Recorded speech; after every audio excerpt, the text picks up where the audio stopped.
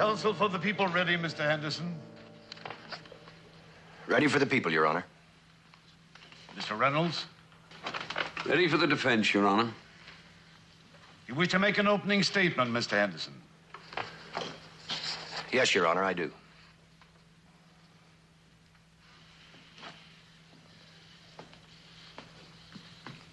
Ladies and gentlemen of the jury, the defendants in the case you are about to hear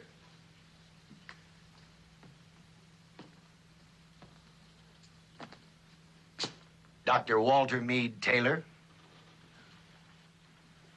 Dr. Eduardo Lenzi, Dr. Nathaniel Kaufman, Dr. Adam Winters. These four men, these doctors of science, dedicated to probing the mysteries of creation, are charged with conspiring to commit a heinous murder. They are also charged with the commission of that murder. We will show that the four defendants conspired to murder Arthur Jensen, a security officer who was employed by the Egon Corporation. We will show that not only did they conspire to murder Arthur Jensen, but that this dreadful conspiracy was successful, and they did, in fact, murder Arthur Jensen.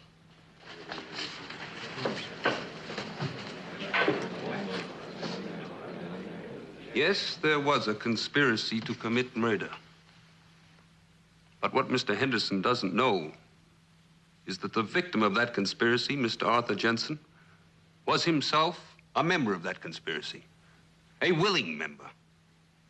The word murder does not apply to his death, as we will prove beyond any shadow of a doubt.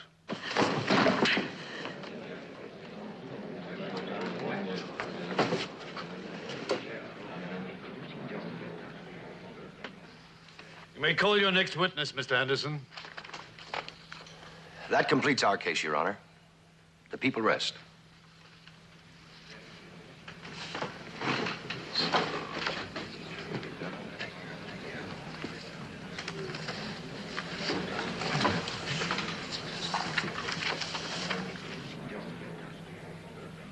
Dr. Taylor, did you shoot and kill Arthur Jensen April 9th last? I don't wish to answer that question. You are... On what grounds, sir? On the grounds, Your Honor, that it isn't relevant. If a crime was committed, then we're all equally guilty, no matter who pulled the trigger. The ground for refusal is entirely unacceptable. I direct you to answer the question. I decline, Your Honor, under the privilege of the Fifth Amendment. That ground is acceptable. Proceed. Dr. Taylor, are you acquainted with the events that led to Arthur Jensen's death? Yes. Please tell the court all that you can with regard to those events. It was April 9.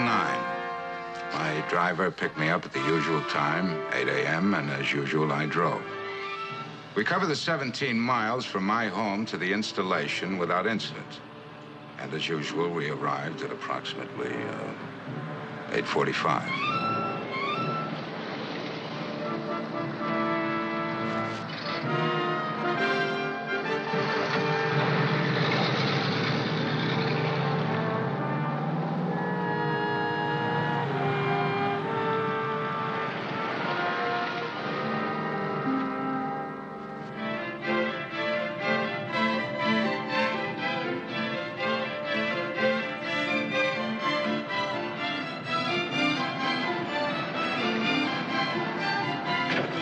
Morning, Dr. Taylor. Morning. The rest of my section all here? Yes, sir. I just took them down.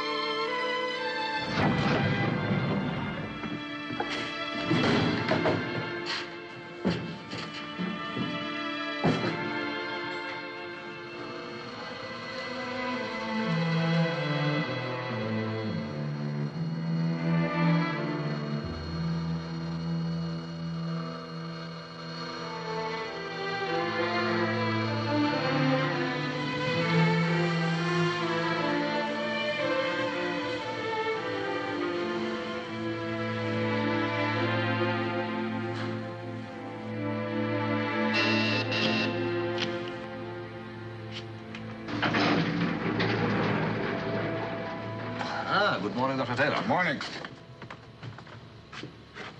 Oh, morning, Waller. Hard at it without your usual coffee? Dr. Winters suggested that we press on. Yes, he's worked out a fascinating study on how much our coffee breaks actually cost. Most ingenious. It seems you multiply the square root of -1 by the forever lost potential of our cerebral processes. You missed my point, Dr. Lindsay.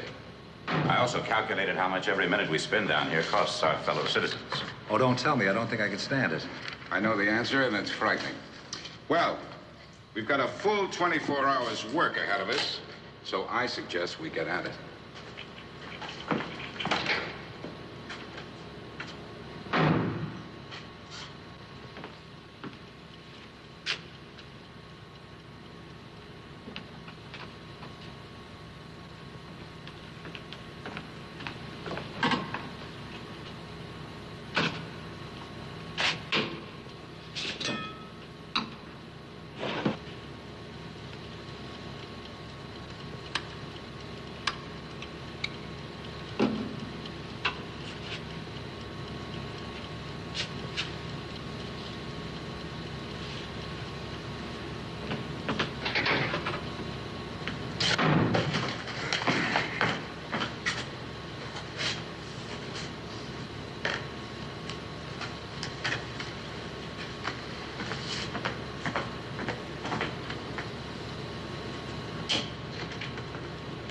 Gentlemen, the computer result. Is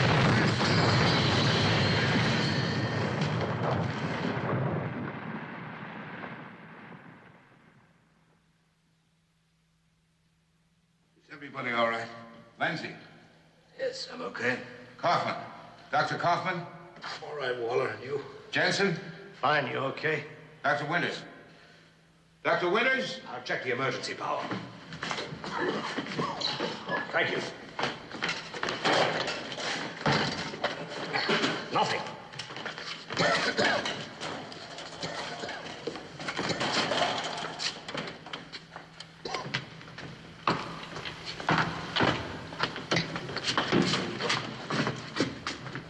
There's one line open. Hello. Hello!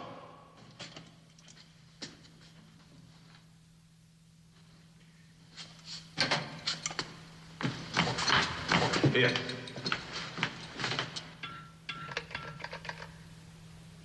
We're static, but no answer.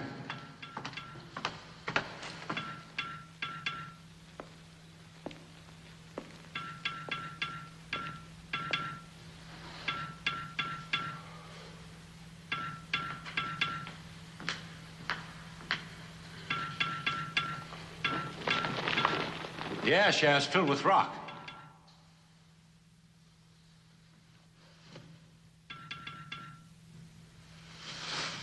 There's solid matter. Granite behind every square inch. The whole corridor must have gone. Who knows?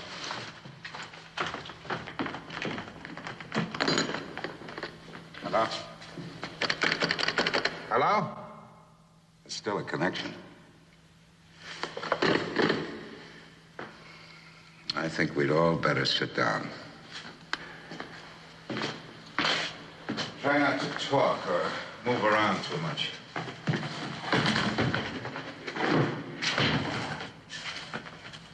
What are we waiting for, Doctor? I don't know. Some thinking seems to be in order. What happened? Probably an explosion in the XE section. Sit down, Jensen. We may need every cubic inch of oxygen we have down here.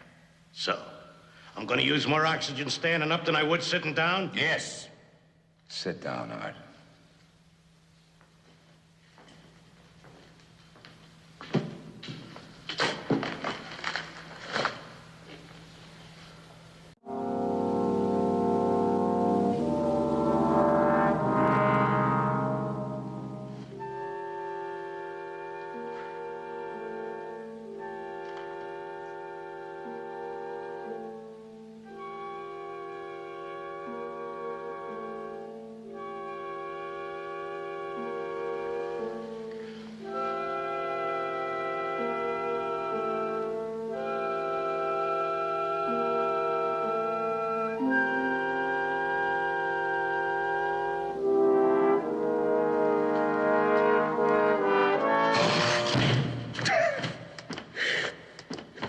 You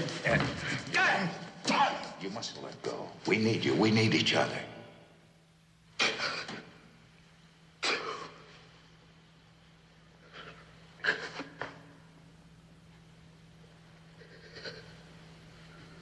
I'm sorry. It's not so much fear of dying. When I walked out of Maggie this morning, slammed the door on her face. It's probably the last memory she'll have of me. Does he mean we're all dead here? For sure?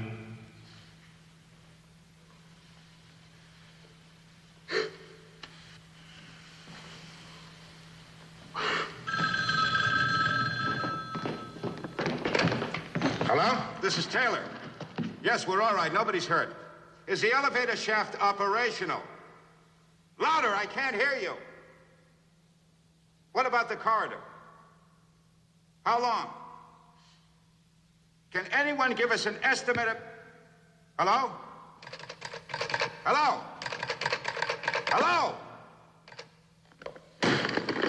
Went dead completely. But there's still a chance. The elevator shaft is open and they'll have it operating in 6 to 8 hours. What about the corridor? Caved in, all of it, completely. Granite. They'll be using a diamond drill large enough to get an air pipe through to us. I know some of the problems with that kind of drilling. You and I'll take that problem. We'll work independently as a check on each other. Lindsay and Kaufman, you calculate how much oxygen we'll be using per hour and how much of it's available. Now work independently.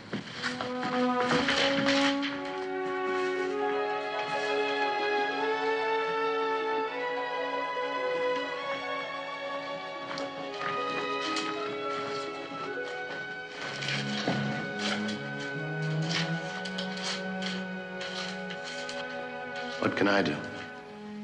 Hold your breath. No more talking.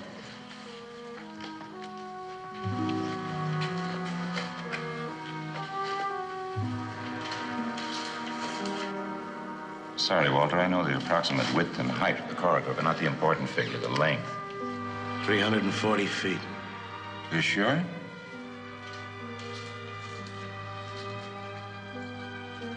Jensen, every 10 minutes, check the phone. You can start now.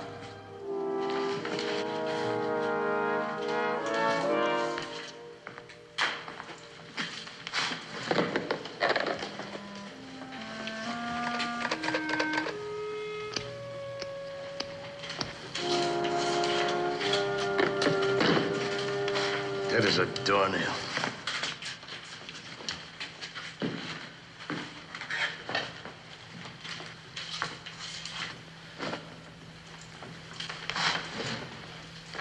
Don't these flashlights burn oxygen? No, and we're sweating in a good cause. Heat cuts down oxygen use. Turn your flashlight back on.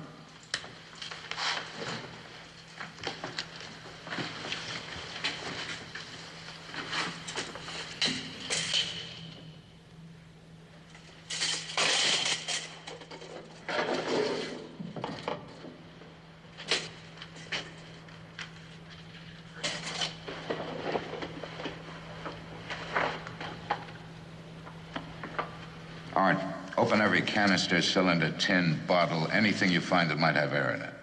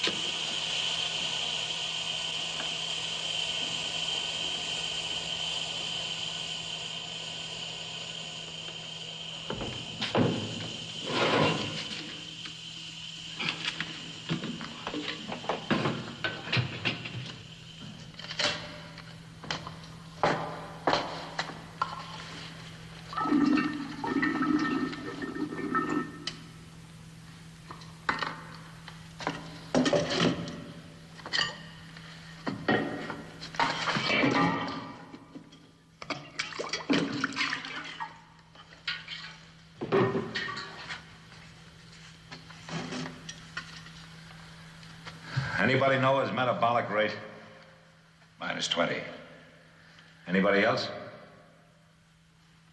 Are Dr. Kaufman and Dr. Lindsay trained in physiology?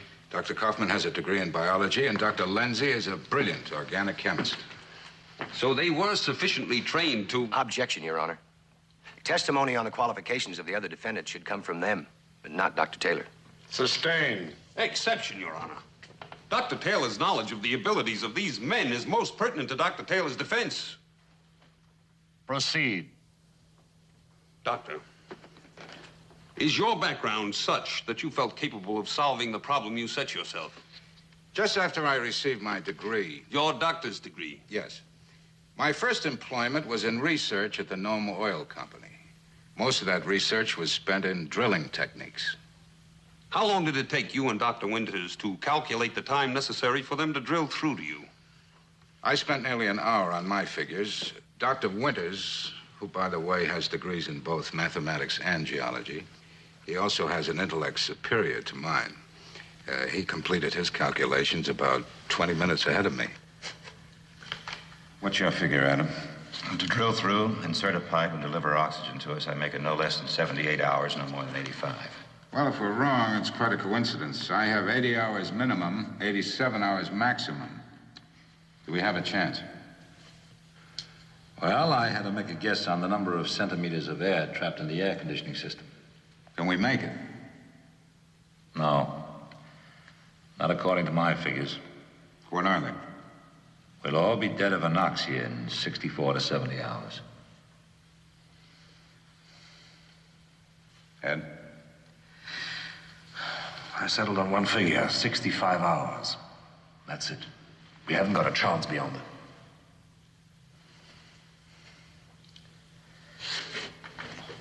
Don't move, Art. Stay quiet.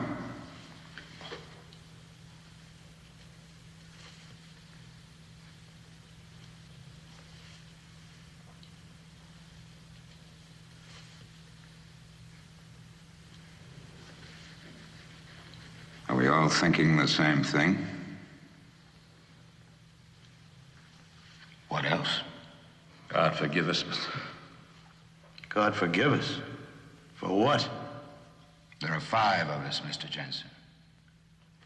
If we were 4, we might have a chance. Not a chance that I'd be willing to take bets on, but a chance. So, one of us has to die. Well, who makes that decision? No one.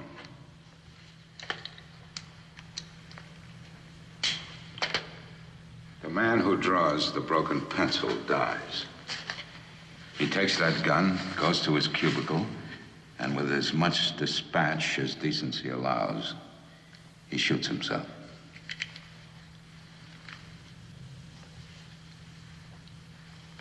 Wait. I can't do it. You've got my okay to take this and shoot me right now. I can't take part in anything that says I take my own life.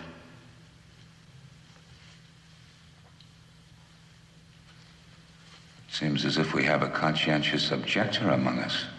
Or a volunteer. Depends how you look at it. We can't deny a man his principles.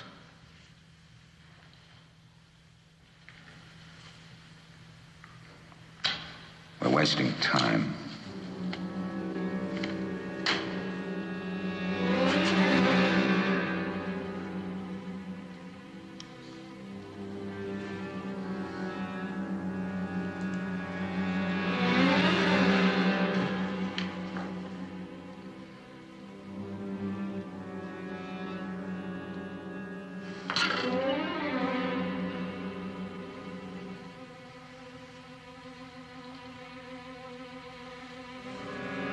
I assume you know which one is lethal. Yes.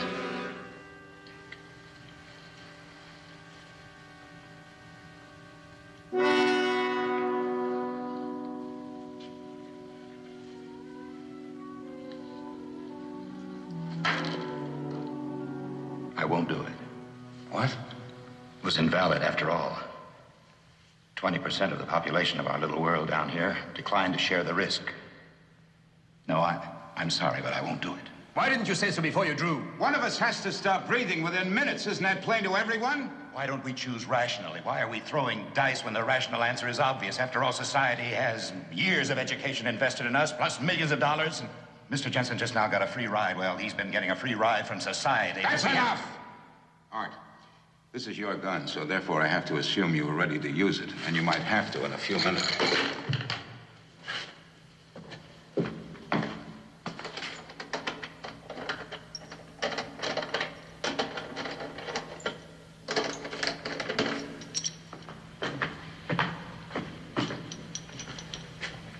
Each of us will draw a cap from the cup and put it in his pocket without looking at it. Art?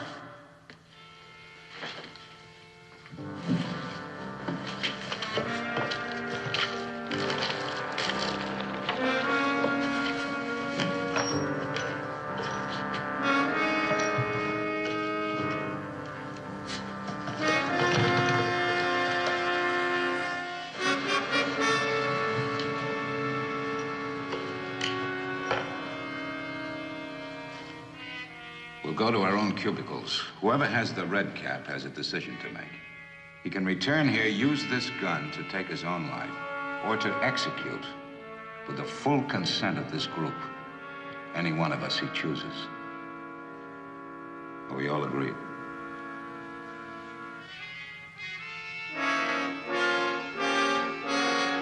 We'll wait a full 2 minutes after the shot. Return here, put the caps back into the cup, and wait. If it's suicide, then there's no problem.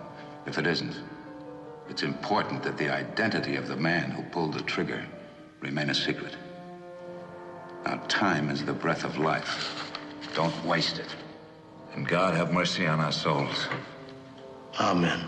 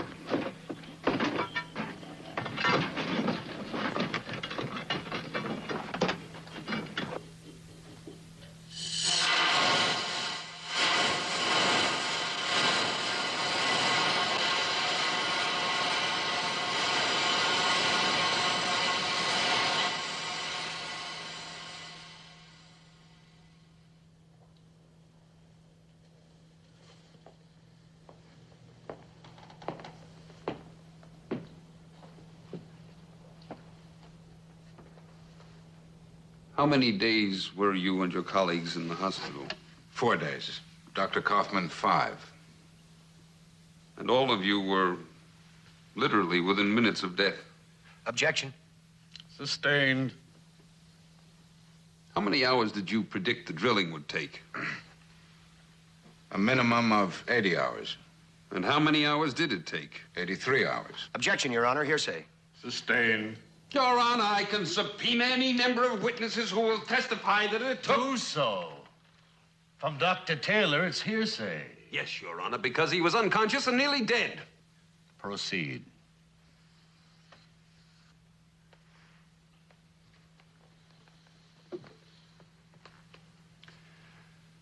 I have no further questions. Your witness, Mr. Henderson.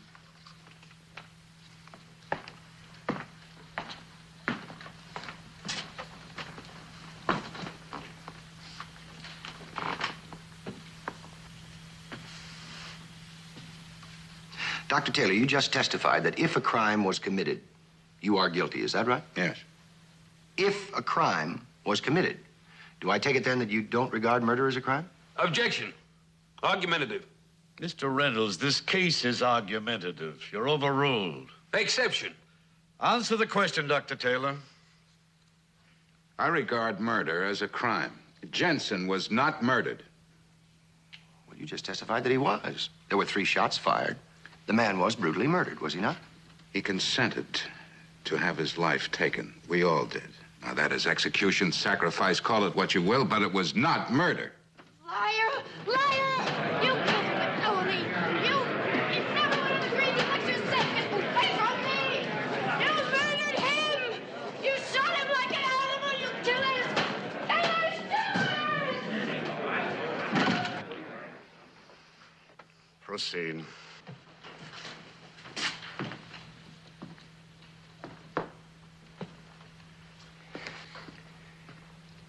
Doctor, you just used the word execution. Aren't you aware that execution is the prerogative of the law, of the state? You don't really believe that a private citizen has the same right to execute a man? We were not private citizens. We were 5 human beings cut off from this society, from any society. A citizen is a man who can take his problems to a court, a church, a corner policeman, an attorney. We could not.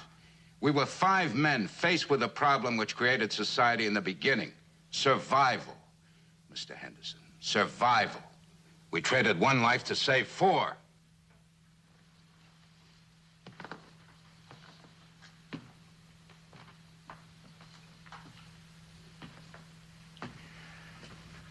Isn't it true that the project room in which you were trapped is only 17 miles from this city? Yes. Isn't it also true that citizens of this state, your fellow citizens, began working immediately to save you? Yes. You knew that at the time. Yes. And yet you still say you were not a citizen of this state. I do. Well, are you seriously contending that you and your co-defendants constituted some new sovereign state of your own? We were beyond the help of this or any other state. We formed one and acted to preserve our lives. Well, then I take it you believe there are situations where a man can decide whether to obey the law or make up one of his own. Ours was such a situation. The answer then is yes. Yes. Well, then you would have to admit the possibility of other such situations. Yes. Where do we draw the line on such a right, Doctor? Isn't that what we're here for, to decide exactly that? Yes. Indeed we are.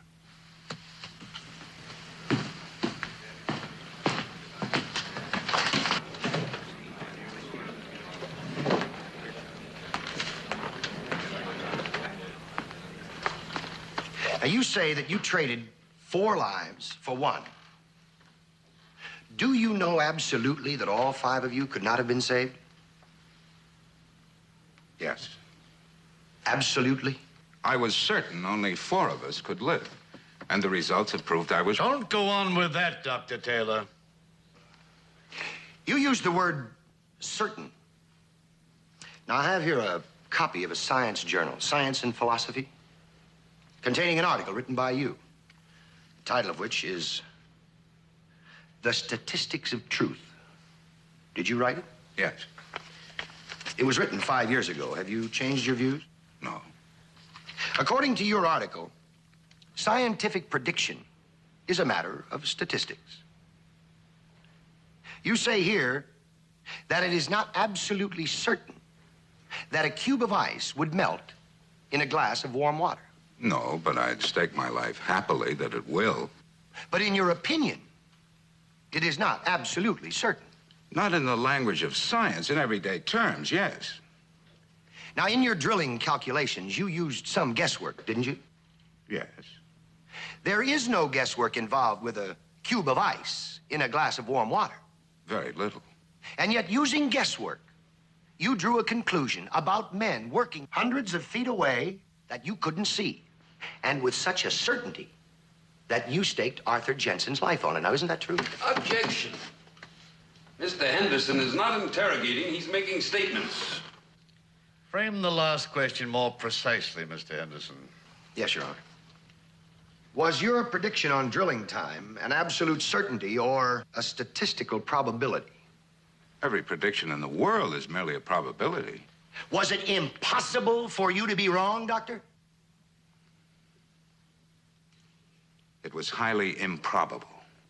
Then it was on a probability, a statistical estimate, a guess that you staked Arthur Jensen's life? We staked all our lives because we had the courage to face life on its most elemental terms, to offer our own lives, not just Arthur Jensen's, so that 4 of us might live. Do you call that murder? If you don't call it murder, Doctor, just what do you call it? I'm a physicist, not a lawyer, not a political scientist. Well, thank you very much, Doctor. There will be no need for any further questions.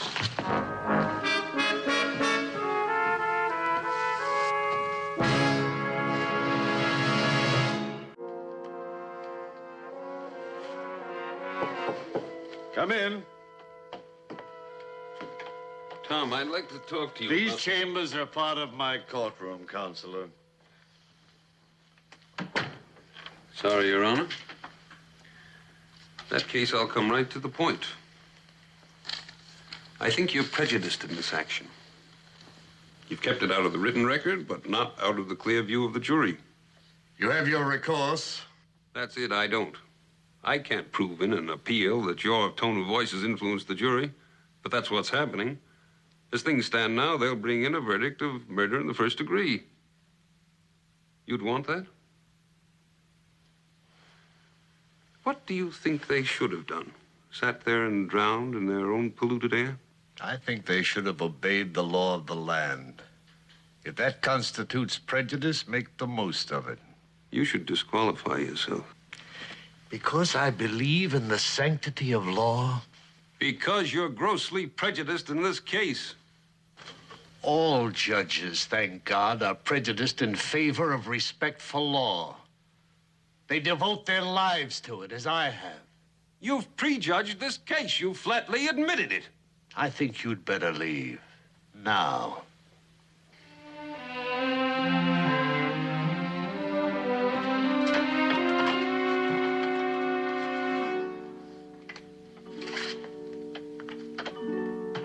Dr. Walter Taylor testified under oath that his computations based on guesswork and assumptions might have been wrong. Isn't it interesting that no such doubts assailed him when he conspired to murder Arthur Jensen? When he lent his will to the collective decision that did finally murder Arthur Jensen? I want you to remember one simple fact. These four men have admitted taking the law into their own hands and condemning a man to death. They ask that we condone this heinous crime by regarding them as exceptions, as above or beyond our laws. Well, I am confident that you will reject this incredible arrogance. I'm also confident that you will find the defendants guilty of murder in the first degree. Thank you.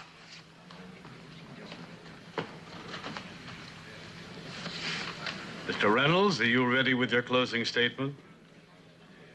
Yes, Your Honor.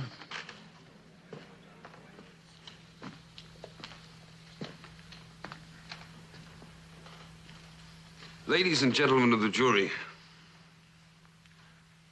our distinguished attorney for the people has expressed himself as confident of your verdict, confident of what is in your minds and hearts. But I'm not. I honestly don't know what you're going to do. I don't know how you're going to decide this matter. I do know that you have all taken on a very heavy burden. This is not an ordinary case. No matter for just dumping the facts into the scales of justice and watching them tip one way or the other. The facts are not in question. These men made very difficult computations and predicted an outcome. You have heard expert testimony that their predictions were accurate within a matter of minutes.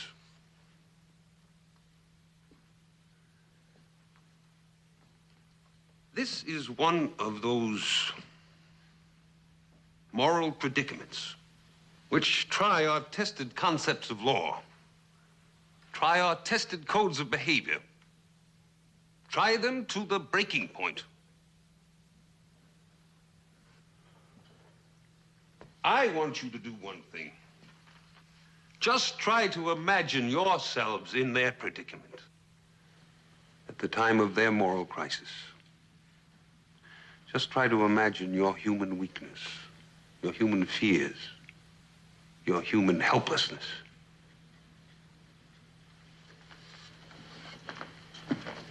I submit their action was not weak, not fearful, not helpless, not arrogant.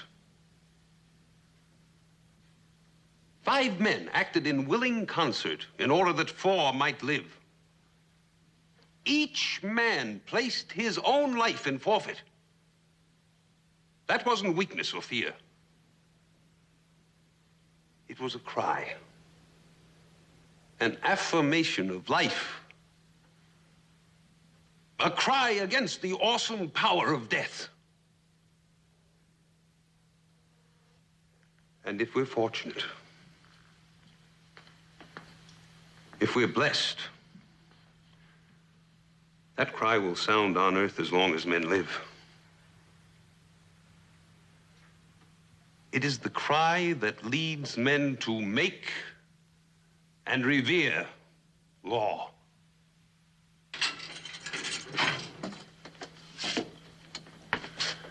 No news, Walter. I just stopped by to see if you needed anything. Oh, I'm fine. Well, it's hardly a snap decision. They've been out for 72 hours. I think that's hopeful. It might occur to them that you men only had minutes to make yours. They're finding it difficult to reach a verdict. That's important. The important verdict won't be made by the jury. It'll be made by us. To live with till we die. Maybe I'm repeating myself, but so is everybody else around here. Where life and death is concerned, God decides, not man. These fellows set themselves up as little gods deciding on who lives, who dies. We electrocuted a man in this state just last week. Did God pull the switch? This state is under God. It says so on the books. That's a principle of our government. You think those men didn't pray? I doubt it. But we don't know that they didn't. I believe they did.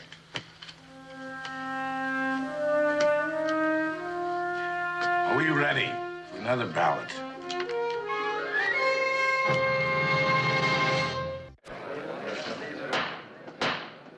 Order in this court.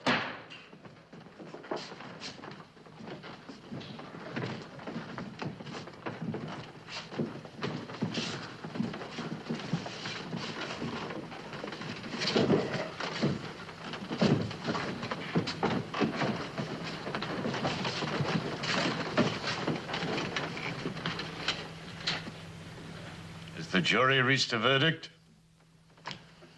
Yes, Your Honor, we have. State your verdict. To the charge of conspiracy to commit murder, we find the defendants guilty. To the charge of committing murder, we find the defendants guilty in the second degree. To both verdicts, Your Honor, the members of the jury respectfully add a recommendation for leniency from this court. My judgment in this matter is prescribed by the statutes of this Commonwealth. The sentence to the charges and specifications is mandatory. Do any of the defendants in this case wish to make a statement jointly or singly before sentence on them is passed?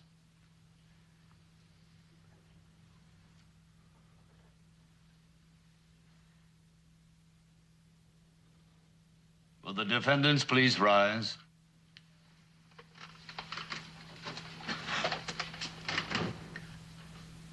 With the authority vested in me by this sovereign Commonwealth, I hereby sentence you to confinement in prison for a period of not less than 10 years and not to exceed 20 years.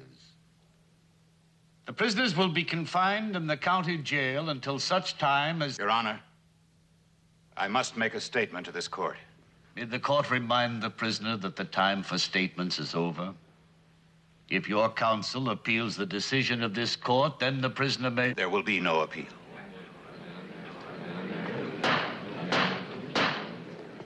This trial and this verdict have no validity because the evidence presented here was false. Even the admission made by the defense attorney is false. The truth has not been told here. I am the only one that knows the truth. Since under the law I have the right to set aside the verdict of this jury, I will allow this man to be sworn and heard. Bailiff? You swear to tell the truth, the whole truth, and nothing but the truth? I do. State your name. Adam Winters. Be seated. Very well. Make your statement. There was a conspiracy, but the conspiracy was not carried through. These men did, as the law has it, conspire to commit, but they did not commit. Their plan failed. After we went back to our separate cubicles to wait, 7 minutes passed. Every second was taking us closer to death, and nothing was being done. I decided there could be only one answer. I was certain who had drawn the red cap, and I knew that he had no intention of carrying out our agreement. That agreement upon which the lives of 4 men depended.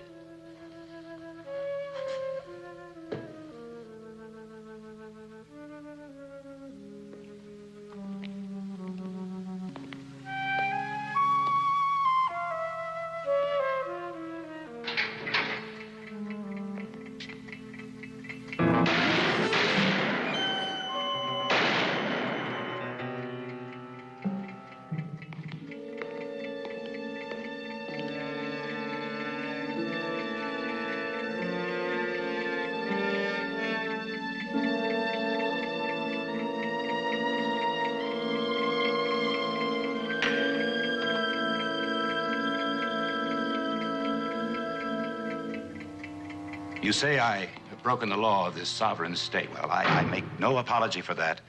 I also broke the law of that society of five of which I was then a part. If a crime was committed there, I alone am guilty. I took their law into my hands because their lives depended on it. I make this admission because I cannot stand by and see 30 to 60 years lost from the lives of these exceptional and dedicated men. Men that society must, in the...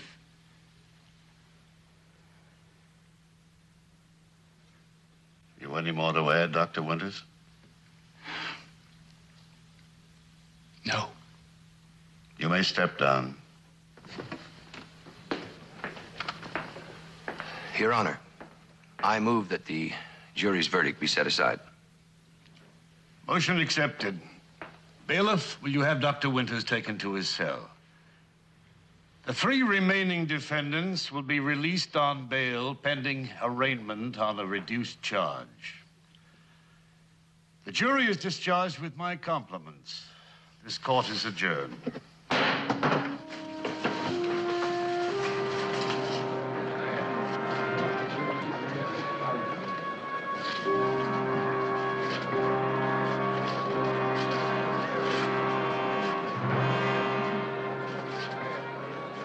I'd rather have had all of us die than one of us do what you did.